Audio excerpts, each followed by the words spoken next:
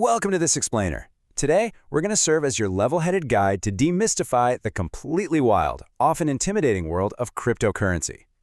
You know, every single day, millions of us hear these crazy stories about Bitcoin, digital wallets, and people making or losing absolute fortunes. But for anyone just starting out, it honestly feels like a jumble of technical jargon. Well, today we're cutting right through that noise.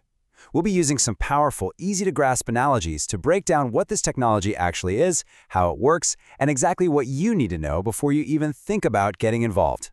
All right, let's just dive right in and bust a massive myth out of the gate. A lot of people look at cryptocurrency and think it's either literal magic that prints free money or it's an elaborate scam designed to steal your life savings. The truth? Well, it's neither. Crypto is not magic, and it is certainly not guaranteed wealth. It's simply a technology. And just like any new technology we've seen, from the internet to the smartphone, it comes with a really unique set of both opportunities and risks.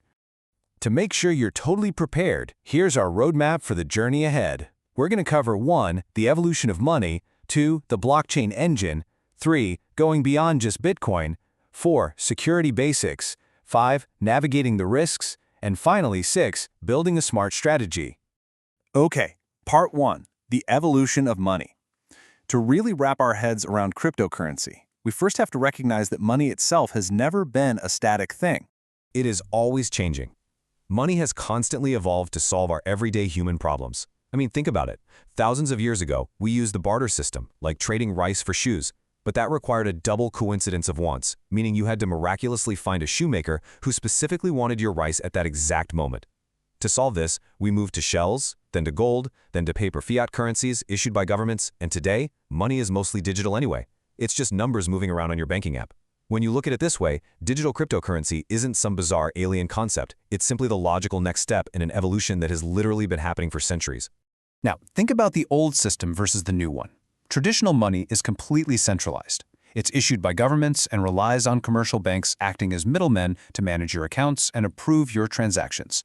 Cryptocurrency, on the other hand, operates on decentralized networks. There is no single bank or CEO controlling the system. Instead, thousands of computers globally work together to maintain it, allowing for direct, borderless transactions across the globe without ever needing a bank's permission. Moving right along to part 2, blockchain, the underlying engine. If cryptocurrency is the car you are traveling in, then blockchain is the engine under the hood making the whole thing run. People hear the word blockchain and instantly think they need a computer science degree to get it, right? But it's actually a super straightforward concept. A blockchain is literally just a shared public notebook. Imagine a classroom of 100 students, where the teacher keeps a private notebook of all the transactions. If only the teacher has it, mistakes or manipulation can easily happen. But if every single student has an identical, perfectly synced copy of that exact same notebook, the system becomes incredibly secure. If one person tries to alter a transaction or invent fake money, the 99 other copies immediately spot the lie and reject it. That decentralized verification, that is the real magic of blockchain. Let's see how this actually plays out in real time, completely without a middleman. Let's say Amina wants to send $20 to David. She initiates the transfer. The network of computers instantly checks its shared notebook to verify she actually has the funds. Once approved, her transaction is grouped with others into a block of data. That block is then permanently linked to the previous block, forming a chain, hence the name blockchain.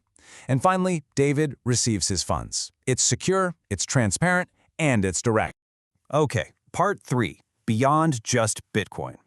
Now that we know how the engine works, let's map out the different vehicles on the road, because a huge beginner mistake is assuming all cryptocurrencies do the exact same thing. They absolutely don't. There are 4 major categories you need to know so you don't confuse, say, a highly speculative coin with a utility-driven network. At the very top, we have Bitcoin. With a cap supply of 21 million, it's widely viewed as digital gold, essentially a store of value. Then there's Ethereum. This acts more like programmable money, allowing developers to build smart contracts that execute automatically without middlemen. Next up, we have stablecoins.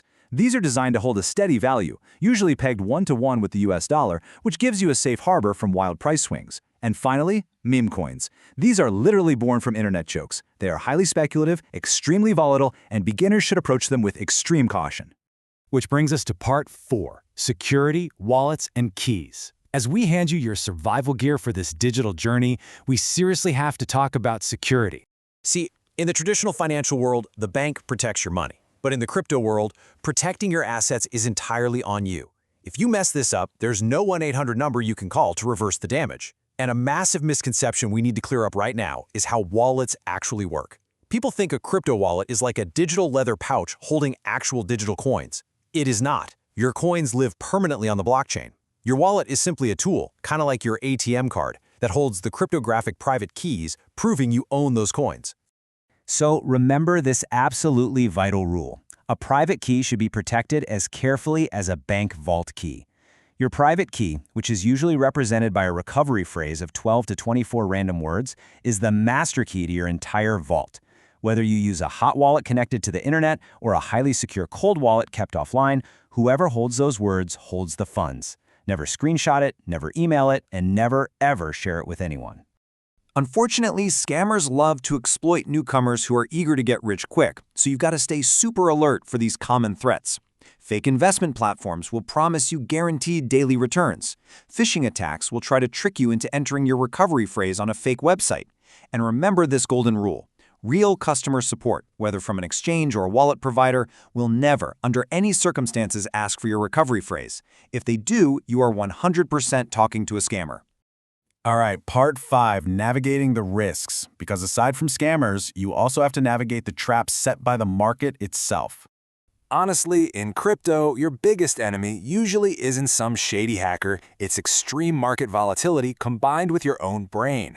There are two huge emotional extremes you absolutely must avoid. On one side, we have FOMO, the fear of missing out. This happens when you see a coin skyrocketing by 500% on social media, so you panic buy at the absolute peak without doing a shred of research. On the flip side is panic selling. The market dips, your portfolio is temporarily down 30%, and terrified, you sell everything, permanently locking in your losses right before the market inevitably recovers. Both of these reactions, they completely destroy wealth. So before you take any action, you need to hear the golden rule. Crypto is a roller coaster. You should never, ever risk your rent money, school fees, or the emergency fund protecting your family. Investments should only be made with surplus funds that won't ruin your life if the market takes a sudden downturn. And finally, part 6, building a smart strategy. Let's wrap up our journey by looking at how the smartest people actually navigate this space for the long haul. Because buying cryptocurrencies is easy, right? But buying it wisely requires a structured plan.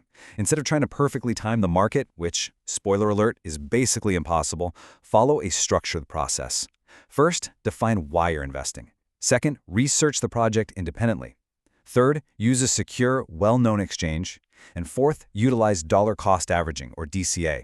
Instead of dropping $2,000 all at once and just praying the market goes up, DCA means investing small, consistent amounts, like $50 a week, over a long period. It drastically reduces your risk, and more importantly, it completely takes that heavy emotional pressure off your shoulders. To summarize everything we've unpacked today, think about the tale of two very different investors. Let's call them Ada and Tunde. Tunde saw a trend on social media, gambled his savings on a meme coin without doing any research, panicked during a dip, and lost his money.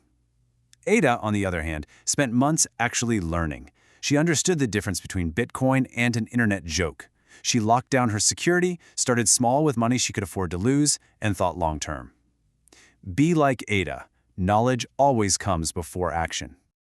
Ultimately, no one knows exactly what the future holds. Maybe cryptocurrency becomes the backbone of all global commerce, or maybe it just remains a specialized financial tool. But regardless of its final destination, the underlying blockchain technology is profoundly shifting how we view ownership, trust, and the internet itself. So as this massive digital evolution continues to unfold all around us, the only real question left is, will you be a spectator just watching from the sidelines, or are you ready to learn before you act?